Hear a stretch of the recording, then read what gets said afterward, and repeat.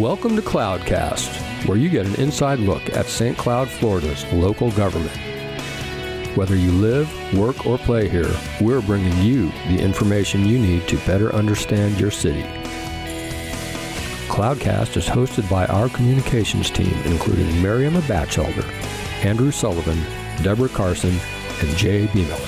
Thanks for listening in to Cloudcast. Well, welcome back, St. Cloud. This is Mariama. I'm here in the studio with Jay B. Miller. Hey, everybody.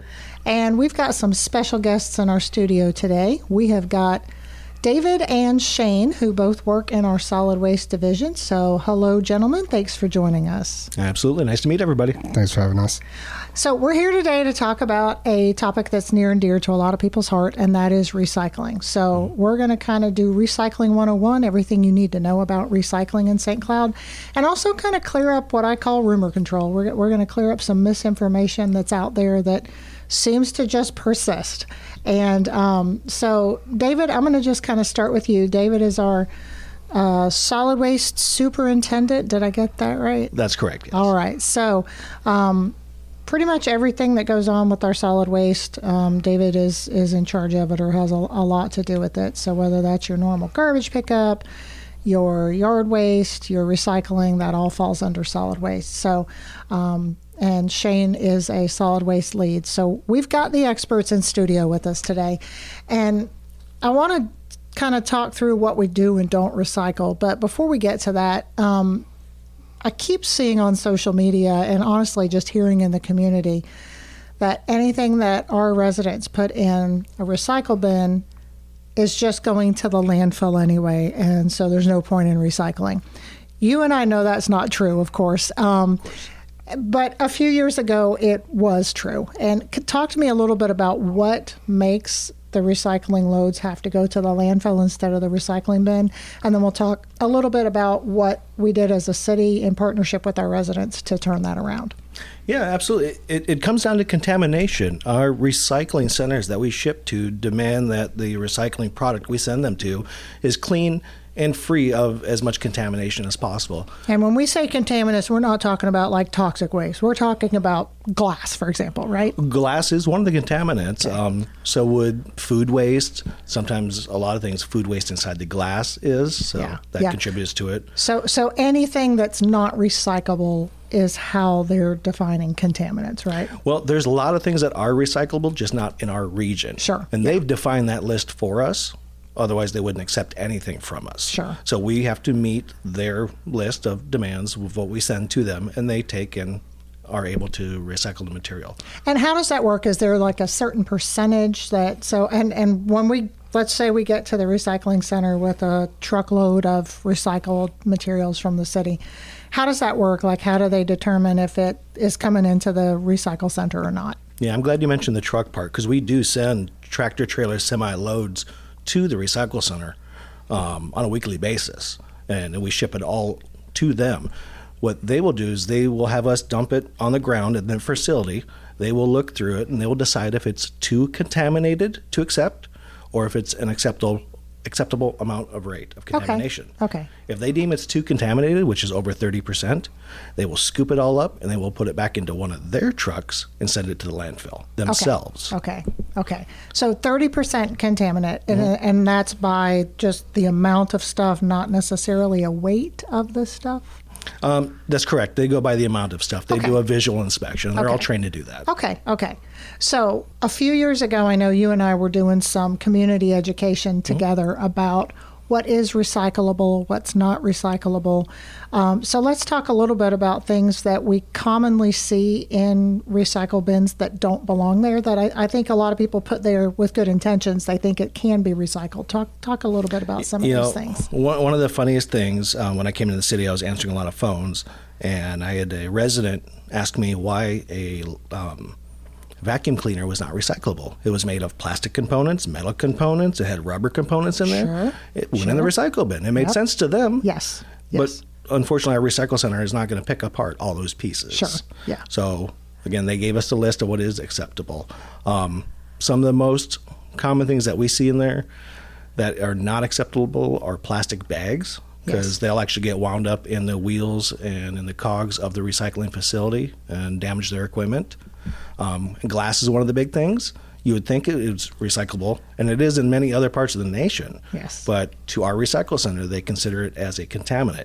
Often it gets broken, and those shards just get into everything else and contaminate the entire load. Yeah, and I'm glad you mentioned glass, because that's a thing that I hear a lot. And I know if you're a person who has moved here from another area, you may be used to recycling glass. And a lot of times you look on the bottom of these glass bottles and jars and so forth, and they have their recycling symbol. So people assume that you can. So it's important to note it's not that the city of St. Cloud doesn't want to recycle glass. It's that the recycling centers in this region don't accept glass because they don't consider it a product that they can recycle. That's correct. And it's two parts. One, they don't have a commodity for it. Nobody's buying it from Sure. them. Yeah. And they're in business to, unfortunately, make money. Recycling isn't just something they want to do. It's their business. It's a business, correct. Nobody wants that product from them. And also it does, when it becomes broken, it contaminates the entire truckload. So everybody's energy that has gone into trying to make recycling successful, if enough people put things in the bin that are not recyclable, well, that just takes down the whole community's hard work. Sure. And that's certainly something that we don't want to do. I have a question. Yes, In Jay. this very hot button topic that we're talking about. Jay loves to throw in hot buttons. And Sure. maybe I think this is equally as contentious as the glass part of it, but can you please set the record straight on pizza boxes? Yes, thank you for asking that. Nope, Jay. that's a great question. It's cardboard. What's the problem, right? Right, exactly. You would think there'd be no problem with it, but there is a food contamination associated with pizza boxes. Either the top or the bottom get covered in grease. Pizza boxes are cardboard, and that has to be processed a certain way at the recycle center. Well, that grease or that food contamination contaminates the whole vat of when they are properly trying to separate the cardboard itself. Okay.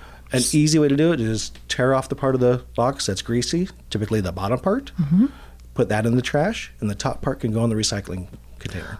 Oh, that's a great Okay. idea. I So you're never still getting thought of something it. out of it. Yep, Yeah. okay, all right, I'm good with and that. that makes sense. So we know that grease can't go into a recycling bin. Correct. So think about it. You can't have grease soaking in a Right. pizza box. It's food waste. Yeah, And, sure. and a lot of food waste is in our glass products also. A jar of mayonnaise, nobody rinses that out. Right. That is oil and eggs for the most part. That's food waste. and delicious. It is quite. But Okay. yeah, that would contaminate, quite a bit of the recycling. Well, that clears up quite a bit of a moral dilemma that I face every week when I eat pizza and I'm faced with which bin, what am I going to do with it? I was What thinking night cheese or is pepperoni. What night is pizza night at your house, Jay? Unquestionably Friday night. Friday night. Yep, Okay. I think a absolutely. lot of people have. Yeah. Wait, we won't get into the pizza wars. No, thing, that's a but topic for another day. that'll be another podcast. Yep. And our police department has already solved the pizza wars dilemma in a Right. video a few months ago. So, and another thing that I hear from people who are frustrated with recycling is they feel like it's just confusing, and they just kind of just throw their hands up in the air and just get fed up and frustrated. So they're just not going to do it at all. A year, maybe 2 years ago, you created some new stickers to put on top of our bins to try to simplify that. Talk to me about that. Yeah, it's been actually a while longer than that. I think we're getting close to 4 years now. Okay, time is running It way has fast flown for by. Mariama. It was our Keep It Simple campaign. We picked the 4 main obvious recyclable things, which would be your plastic bottles, aluminum cans, paper products, and things of that nature. We took those 4 things and put them on a sticker and put them on the lid. Okay. Some people's stickers have faded off or they can't read it clearly as they used to. But we do have all the information on our website, stcloudfl.gov. You can find that in the solid waste section, and we have all the acceptable materials that are allowed too. But our previous list of things that were accepted was, it was really just murky, and it was just too many little tiny things. Honestly, the list of things that are not allowed can go on forever. Yeah, sure. Yeah. It's infinite. Elephants are not allowed in the recycle bin, unfortunately. Or giraffes, for the giraffe. record. No wildlife. The point is keeping it simple. So these things you can put in, and I know you and I have talked before and have tried to put some messaging out. Just keeping it simple. If it's one of these things, put it in there. Otherwise, put it in the trash. And I know you're fond of saying, when in doubt, throw it out. Because of course, yes. if you're not 100% sure. Shane, talk to me, like we talked about vacuum cleaners, but talk to me about some of the kind of crazy things that you guys have found in the recycle bins over the years. I know some stuff has stuck out in your mind. Tires, radios, car parts. Bicycles. Again, they're metal and rubber. What's the problem? Exactly. Yeah. We had more of styrofoam. Styrofoam is a big issue. Okay. Being recyclable. It's not recyclable. We had baby carriages. No babies. Well, that's good. Yeah. We'd have to call our friends at the police department if we found those. Totes from Walmart. Okay. Yeah, stuff like that. Okay, so those bags aren't recyclable. No. Okay. So Yeah. just like the plastic bags. Okay. It is, I mean, we really try to keep it simple with the specific items that are on the sticker on the lid. And give me these again. So we've got aluminum, we've got plastic bottles. Aluminum and tin. We've got Okay. plastic bottles. Okay. We've got Cardboard. and Paper. newspaper and print. Okay. And cardboard is part of that paper product. Sure. Okay. Now, some of us who may love to shop online, in addition to shopping at our fabulous stores in St. Cloud, might get a lot of cardboard boxes during the course of, say, a Christmas season. And I know those are recyclable, but we got to flatten them first. Why is that? What's the benefit, and what happens if they're not flattened? Well, the benefit of flattening them is you fit more in the container, for one. If they're not flattened and you put it in the container, our trucks, when we go to service the recycle can, have a tendency to squeeze the can a little bit. If the cardboard box is open inside the can, it's going to squeeze the cardboard box too, and it's going to retain it during the dumping process. Oh, so it in won't the can. dump. Okay. Yeah. Okay. That makes sense. But also, you can just fit more in there. Yeah. Kind of a segue to that is at the transfer station, we do accept cardboard. As long as it's clean and free of any contamination, you can bring it to us free of charge. And we have a recycle bin at the transfer station that takes that cardboard. How about for the cardboard, when in doubt, flatten it out? Look at Jay being a marketing genius. I like this. This man has so many talents. Bumper sticker material. Okay, so we've talked about cardboard. We've talked about the things that you can put in there. Let's talk about a big no-no for a recycle bin, and that's going to be anything with lithium-ion batteries in it. Talk to me about why. And I think, you know, sometimes if it's, say, a remote control car, for example, and they're like, well, it's plastic or it's metal, I can throw this away because it doesn't work anymore. I'll just put it in the recycle bin. Talk to me a little bit about why that makes our solid waste drivers break out in hives just thinking about it. Yeah, I'm glad you brought that up. That is a big deal. The waste management industry is plagued with fires, whether they're in transfer stations, whether they're in trucks going down the road, whether they're in landfills. And 90% of those fires that I can think of all come back to lithium-ion batteries. Lithium batteries are in 900% of our electronics these days. Something's always got a small little battery in it. When those batteries, during the collection process of garbage, kind of get crushed and mangled, they can short circuit. And that short circuit causes sparks and heat, and that can ignite the rest of the garbage around it. Like said cardboard. If, you know, the industry has had incidents where if a fire happens inside of a truck, they have to open up the truck wherever it is, try to save the equipment, because those trucks are very expensive and very necessary to keep our... And take a long time to get a new one. And it does, yes, there's a long lead time. But they have to open up the truck wherever it is and dump all the garbage on the ground where it is. Whoa. And I've seen that. And obviously, and Shane, I know you can probably speak to this with the drivers. I don't want to be driving my city vehicle down the street and all of a sudden look in my rearview mirror and there's smoke billowing from it. This is not meaning I'm having a good day.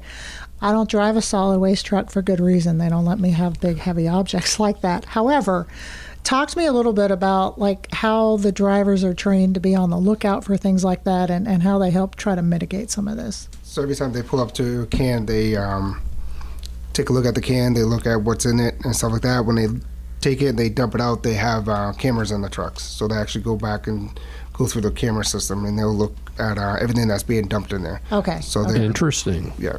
Yeah, we do have cameras in the hopper of the truck as well as facing the can itself at the curbside, so we can see what's going inside the truck. And this isn't necessarily to spy on our residents. No, this no. is for the safety of our drivers and the protection of this equipment. That's that, exactly right. By the way, all of our residents have bought and paid for. Yes. Correct. So Those trucks are not cheap, and there's a long lead time to get them, so we rely on every single one of them to work correctly.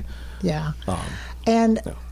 I don't know. You can Google, people that are listening to our podcast. You can go on and YouTube is a great place and just search for lithium battery fires. Yeah, there's a million videos on just that. Yes. And it's shocking the first few that you watch to see how quickly they start and how just that flashpoint is. It's very eye-opening. It's a chemical fire. Yes, so exactly. It's also, breathe that stuff in. It's an environmental hazard. It's a equipment hazard, and it's a health hazard. Yeah. And I know landfills have trainings with their employees because when they're doing their thing at the landfill and they're churning and compacting and stuff, those compaction trucks, same thing. If there's something in that load with a lithium-ion battery, the next thing you know, they've got an underground fire at a landfill, which is a huge issue because it's really hard to contain and get that thing under control. You can YouTube that just as well. There's plenty of them, unfortunately. Yeah. So we definitely don't want lithium-ion batteries in the recycle bin, but we also don't want them in the garbage, correct? That's right. If you do have a lithium battery, again, with the flattened cardboard, if you bring them to the transfer station here in the city of St. Cloud, we do accept them for free. Okay. We hope that it's a battery that can be separated from its carriage, whether it's a smart bike or whether it's a remote control car or even something out of a camera. Just bring the battery. The rest of the stuff can go in the trash or however e-waste is recycled. But just bring us the battery. We have a certain spot that the county provided us. Osceola County manages it, that they'll let us put those types of materials down, and then the county will come collect them. Okay, so that's good to know. So both with cardboard and for lithium-ion batteries, you can bring them to our transfer station, which is on Peghorn Way. That's right. Anytime during our normal operating hours, and just drop them off and take care of them for free in a safe way. We do the same thing with e-waste. So if you have any of the old tube TVs or any electronics that you need to get rid of, you can bring those to us as well. Okay, good to know. It's all I've part of the learned same something process, today, Jay. How about you? Oh, absolutely. Awesome. We'd rather accept that stuff at no cost than have to consume the cost of something catastrophic happening. So trust me, it's a Absolutely. much better way of dealing with it. Absolutely. And it helps the public out. We don't want to be having to drop burning loads of solid waste That's no good. onto city streets. So, great. Okay, so we have cleared up the misinformation about the fact that we don't recycle, that nothing goes, because, and do most of our loads get accepted? I mean, it's Lately, because of the hard work of our residents and our spotters at the transfer station when we are putting the loads down on the ground, checking them out, yes, we've had 100% acceptance rate over the last couple of months. Okay, great. There'll be every now and again one load won't get taken for one reason or another. They do a visual inspection, and if they feel there's just too much contamination, they will landfill it, unfortunately. But we've had really good turnout just because of all the hard work. Sure. Okay. So again, as he said, kudos to our residents because you've Right. really been helping us out here with only putting things in those recycle bins that are recyclable. And again, if you have questions, check out the sticker on top of your can. Mm-hmm. If it's faded and you can't read it, check out our website, stcloudfl.gov. We've got all that information out there. And, you can always give us a call, too. We're happy to answer questions for you. Frankly, if you just want a flyer or a new sticker, let us know. And we'll come either put one on your bin or we'll mail it to you in the mail. Now that's customer service. And we try. Great. All right. Anything else we need to talk about with recycling today, guys, or did we cover it? I think we've covered quite a bit. Besides just the batteries, nothing combustible in the bins also. We've seen the little, we've seen propane tanks in the bins. And also the little, propane tanks, the Coleman tanks for like doing hiking and camping and stuff. Yeah. They're metal. So they're metal, so people think, but you can't because they're pressurized yeah. for one, and they're also flammable. Could be flammable, Right. yeah. Okay. What's the safe way dispose of something like that? That's a hazardous material. Bring it to the St. Okay. Cloud transfer station for free. I'm hearing a theme here. Bring you it, don't know though. what to do with it. Bring it to the transfer Well, not station. everything, Okay, but not yeah. that. Just now I'm going to get myself in But trouble here. I think the key thing, though, to get across is don't put those in your trash can and let the, come and get it. Bring those down separately. Don't, Right. don't I think most people's confusion is around the basic household goods, what's recyclable and what's not. Yeah. That stuff is kind of obvious. So the basic stuff, just pay attention to what the lid says. Sure. And if you can't read the lid clearly, call us or look on our website, because the website's the best way to get up-to-date information. We talked about styrofoam. Egg crates, egg cartons, those are not recyclable? Or they Those are? would be styrofoam, so yeah, that's Okay, correct. so They're not recycled. Okay. All right. Well, thank you both very much for being here today. Thanks, Shane. We appreciate all of your input, and this is great information about recycling. And again, if you have any questions about our recycling program, check out our website, and we look forward to seeing you on our next Cloudcast. Thanks for stopping by. Yeah, thank you both so for much. having us. That's it for this edition of Cloudcast. Don't forget to like, follow, rate, and review, and we'll see you next time on Cloudcast.